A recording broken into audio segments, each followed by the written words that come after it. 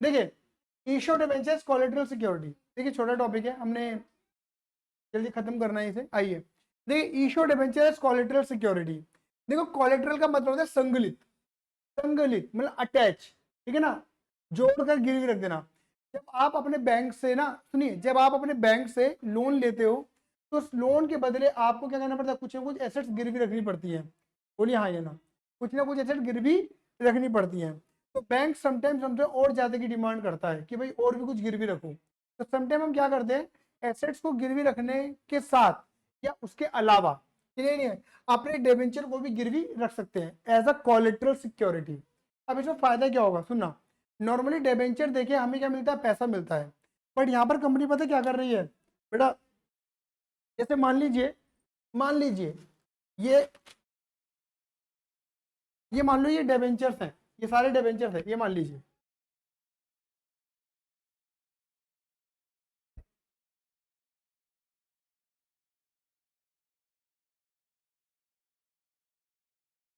Drama होना जरूरी है, चलो पीछे बैठा करो, ठीक है ना।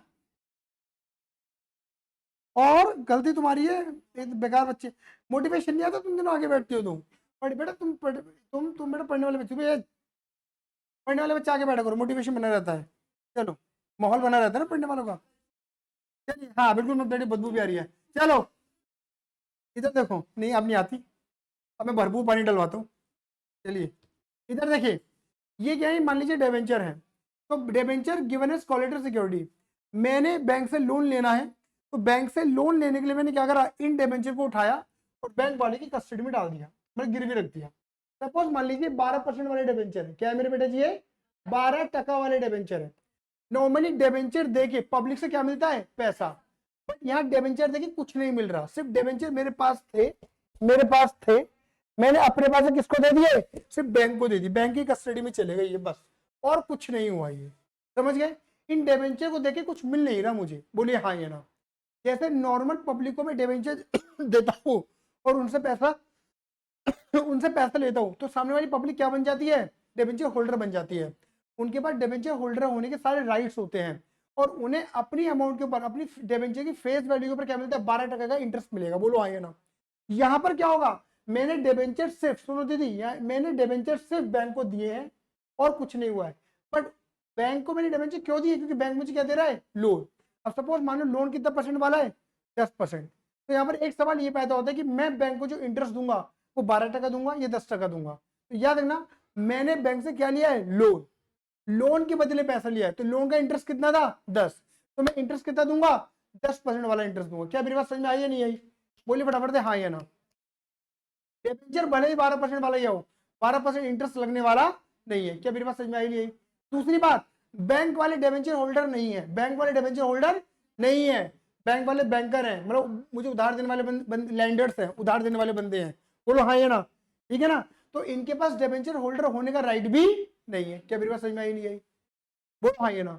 बैंक वाले क्या है, सिर्फ एक लैंडर्स है, उधार देने वाले बंदे हैं, इन्हें ब्याज 10% मिलेगा क्योंकि लोन के ऊपर इंटरेस्ट। इन्हें ना ये डिबेंचर होल्डर है, ना डिबेंचर होल्डर का राइट है, ना इन्हें 12% इंटरेस्ट मिलेगा। आया, तो भाई ये डिबेंचर को गिरवी रखने से फायदा क्या हो रहा है उधर, देखो। अगर मैंने डिफॉल्ट करा, डिफॉल्ट मैं कंपनी हूं, मैंने बैंक का लोन देने में आनाकानी करी, समझ गए, तो बैंक वाले पता क्या करेंगे, बैंक के पास ये राइट होता है कि वो डिबेंचर्स को एक्सेस कर सकते हैं। मतलब अगर मैंने डिफॉल्ट करा तो बैंक वाले ऑटोमेटिक क्या बन जाएंगे, डिबेंचर होल्डर बन जाएंगे, और उनके पास डिबेंचर होल्डर होने के राइट्स आ जाएंगे। बात क्लियर होगी नहीं हो गई, और फिर उस राइट्स के तहत ये 12% का ब्याज लगाएंगे मेरे ऊपर, बोलो हाँ या ना। अब एग्जाम्पल समझना, ठीक है ना, एग्जाम्पल समझना। जैसे मान लो मैंने बैंक से 10 लाख रुपए का उधार लिया और मैंने 15 लाख रुपए के डिबेंचर दे रखे थे गिरवी में, लेकिन इंटरेस्ट कितना था, 10% का लोन के ऊपर, और डिबेंचर के ऊपर कितना इंटरेस्ट था, 12%। अभी 12% अप्लाई नहीं होगा, अभी इंटरेस्ट कितना अप्लाई होगा, 10%, बोलो हाँ ये ना। 10 लाख के ऊपर 10% लगाने के साथ साथ 2 लाख का ब्याज भी चढ़ गया मेरे ऊपर, तो कितना हो गया, 12 लाख रुपए हो गए, चढ़ गए मेरे पे। और बैंक वाले मुझसे पैसा मांग रहे, मैं दे नहीं रहा।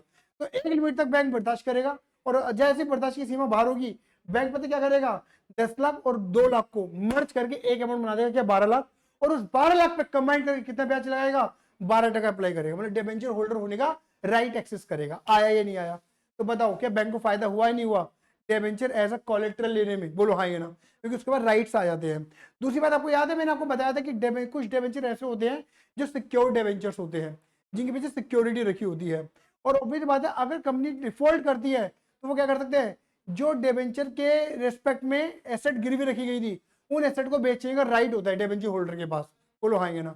और अगर मान के चलो, अब अगर मैंने डिफॉल्ट करा तो बैंक वाले डेबेंचर होल्डर नहीं थे, लेकिन जैसे मैंने डिफॉल्ट करा बैंक वाले क्या बन जाएंगे, डेबेंचर होल्डर बन जाएंगे। तो वो भी क्या कर सकते हैं, अपने राइट को एक्सेस कर सकते हैं, जो उन डेबेंचर के रेस्पेक्ट में सिक्योरिटी एसेट गिरवी थी उनको बेचने का राइट रखते हैं। आया या नहीं आया, बोलिए हाँ या ना। तो इसे बोलते हैं issue debenture as collateral security. आया, बोलिए हाँ या ना, क्लियर ही नहीं है। देखिए यहाँ पर इतना ही आता है नॉर्मली, अभी तक तो थ्योरी ही छपा है, कुल मिलाकर थ्योरी में ही आता है। ये ज्यादा ज्यादा आपसे आ जाएगा 1 नंबर वगैरह में आ जाएगा, क्लियर ही नहीं है। प्रैक्टिकली अभी तक छपा कभी नहीं है। देखो यहाँ पे एक सवाल अभी पूछा था एप्सा ने, ठीक है ना। सवाल ये था कि इंटरेस्ट किस अमाउंट पे जाता है, जो कोलेट्रल वाली अमाउंट थी 15 लाख, उस पर जाएगा इंटरेस्ट, या लोन के अमाउंट पे इंटरेस्ट जाएगा। तो मैंने क्या बताया था, लोन के अमाउंट पे इंटरेस्ट जाएगा, बोलो हाँ या ना। जो कोलेट्रल में तुम दे रहे हो उस पर कोई इंटरेस्ट नहीं जाता, बोलो हाँ या ना। और इंटरेस्ट में कितना लगेगा, जो लोन का इंटरेस्ट है ना। डेवेंचर वाला इंटरेस्ट नहीं लगेगा, लेकिन डेवेंचर वाला इंटरेस्ट कब लगेगा, जब कंपनी डिफॉल्ट करेगी, बोलो आया नहीं, आ सके। ये कहानी क्लियर हो गई, इसी में सारे एमसीक्यू छुपे मिलेंगे तुम्हें। आया, चलिए अब देखिए इसके दो तरीके से अकाउंटिंग कर सकते हैं, एक है विद पासिंग एंट्री, एक है without passing entry. With passing entry में एंट्री बनेगी और बैलेंस शीट बनेगी, और विदाउट पासिंग एंट्री में क्या बनेगी, खाली बैलेंस शीट बनती है। क्या मेरी बात समझ में आई नहीं आई, यहाँ पे एंट्री और बैलेंस शीट दोनों, या खाली क्या बनेगी, बैलेंस शीट। तुम्हारे सामने मैं एक क्वेश्चन दिखा रहा हूँ, उस क्वेश्चन को बेस बना के पूरे क्वेश्चन को सॉल्व करेंगे, मतलब पूरी के विद पासिंग विदाउट पासिंग दोनों सीखेंगे। आपके सामने इलस्ट्रेशन नंबर 7 है, आप सभी को नजर आ रही होगी, लिखा है मयूर लिमिटेड ने इशू करे, जोर से बोलो क्या इशू करे हैं, 5000 9% वाले डिबेंचर कितने रुपए का एक है, एट पार, और ऑब्टेन्ड अ लोन, मतलब ये तो देखो 5 लाख रुपए के डिबेंचर इशू करे 100 रुपए का एक पार पे, बोलो आगे ना।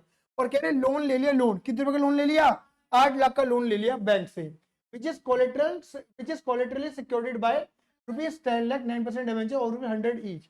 बताओ क्या ये दो लाइनों में दो बातें बोली गई नहीं बोली गई हैं। पहली यहां तक की जो बात बोली एट पार तक इन्होंने क्या बात बोली है कि मयूर लिमिटेड ने डिबेंचर दिए हैं और पैसा लिया है पब्लिक से, ये बात क्लियर होती है। दूसरी लाइन लोन वाली ये शुरू होती है, बैंक से लोन ले 8 लाख का, और उस 8 लाख के लोन के बदले 10 लाख के डिबेंचर एज अ कोलेट्रल रखे गए हैं, हाँ ये ना, गिरवी रखे गए हैं, बोलिए हाँ ये ना। ये बात समझ में आती है, मतलब ये नॉर्मल क्वेश्चन भी है जो तुमने सीख लिया, डिबेंचर देना पैसे लेना, और ये इश्यू डिबेंचर कोलेट्रल सिक्योरिटी का भी क्वेश्चन है। क्या ये बात समझ में आई नहीं आई, क्या लिखा है, how are debenture shown in the balance sheet of the company. पता है डिबेंचर बैलेंस शीट में कैसे दिखाया जाएगा, if the company has pass an entry for issue debenture collateral security in the books. Company क्या करेगा है, if the company has pass, अगर कंपनी पास करती है किसकी entry, issue debenture collateral security.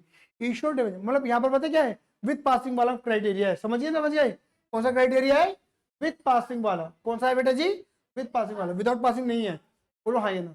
लेकिन इसी क्वेश्चन को मैं विद पासिंग और विदाउट पासिंग दोनों करके दिखाऊंगा। पहले कौन सा करेंगे, विद पासिंग।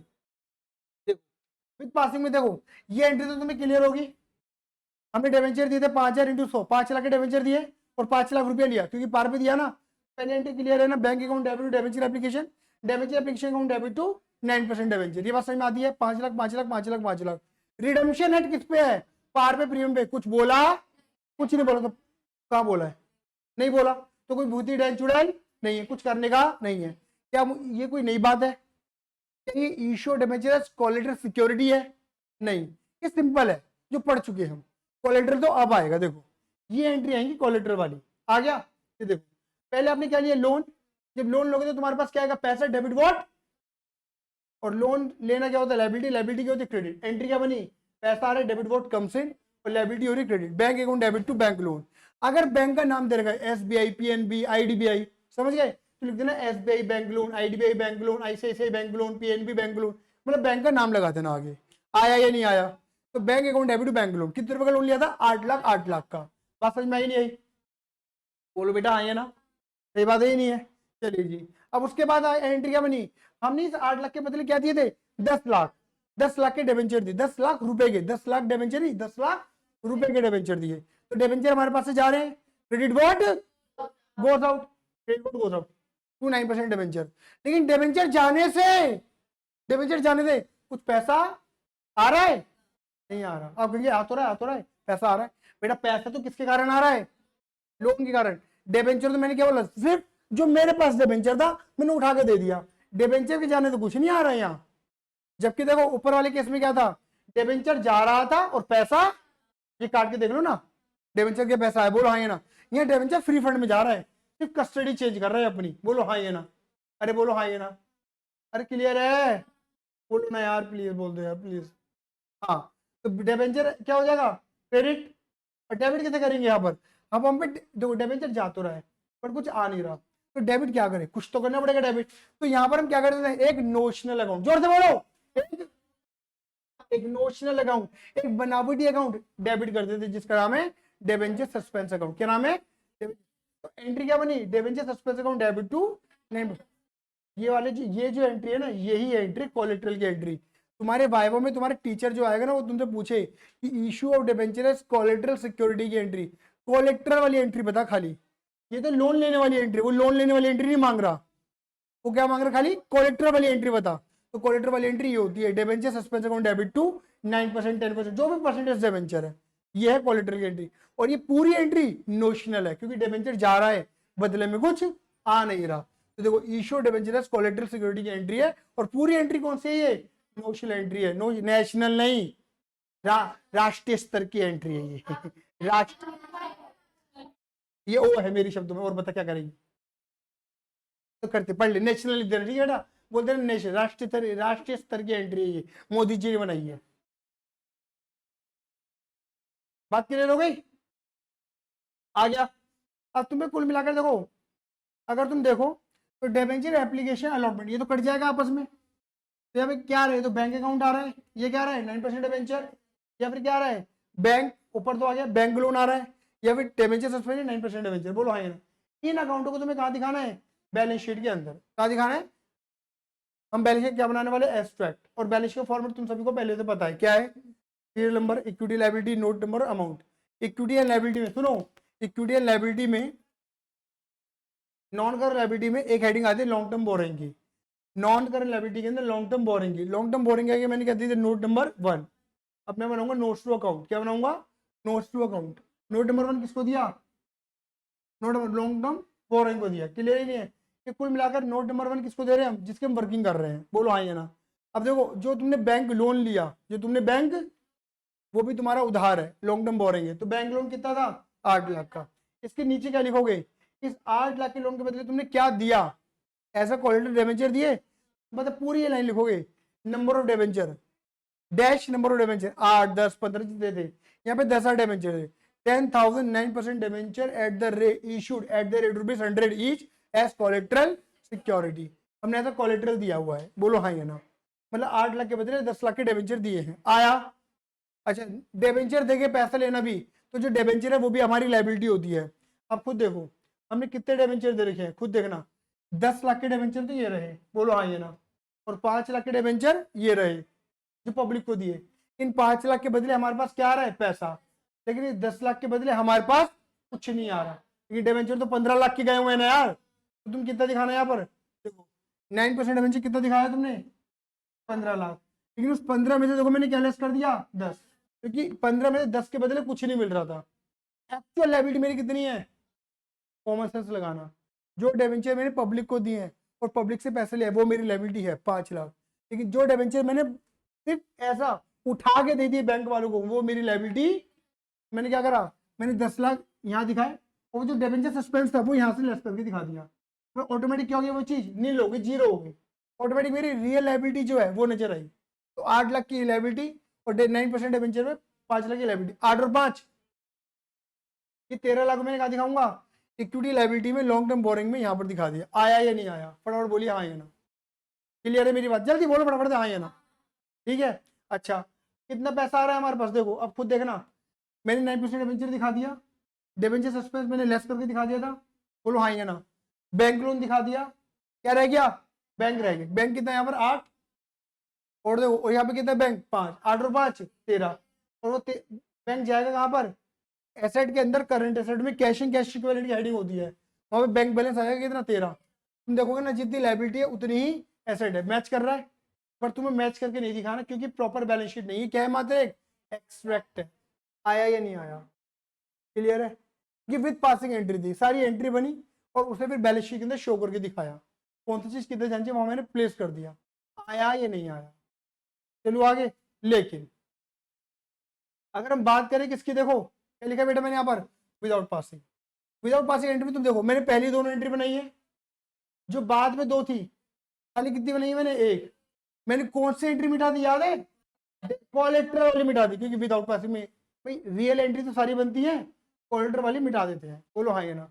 लेकिन एक बात बोलूं, तुम्हारे कोर्स में पता क्या होता है, बुक किताबों के अंदर क्या होता है, सारी एंट्री हटा देते हैं, हालांकि कोलेट्रल वाली हटती है, क्योंकि मैंने क्या बोला, कोलेट्रल वाली एंट्री नोशनल एंट्री बनावटी एंट्री वही हटाई जाएगी, और रेबिट और जो एंट्री होती है वो रियल एंट्री होती है, वो बननी चाहिए, बट बुक्स में क्या होता है सारी हटा देते हैं वो, कोई बात नहीं, आप ऐसा समझ लो, कोलेट्रल वाली बिल्कुल तरीके से मिट जाती है, बाकी जो तीन एंट्री है इनका इफेक्ट दिखाया जाएगा। तुम देखो पूरी बैलेंस शीट प्रॉपर वही बनेगी, देखो प्रॉपर वही बैलेंस शीट नजर आ रही है, देखो प्रॉपर वही बैलेंस शीट, फिर पता है अंतर कहाँ नजर आएगा तुम्हें, नोट्स टू अकाउंट में सिर्फ अंतर यहाँ नजर आएगा, खुद देख लो तुम यहाँ पर, वही दिखाया मैंने बैंक लोन, बस 9% डिबेंचर 15 ना दिखा के 5-10 माइनस नहीं करे, मैंने डायरेक्ट कितना दिखाया, क्योंकि 10 लाख की मैंने एंट्री बनाई नहीं थी, जब बनाई नहीं तो दिखाऊंगा भी नहीं, आया या नहीं आया, आया या नहीं आया, बस यही है क्या, इशू डिबेंचर्स कोलेटरल सिक्योरिटी, आया,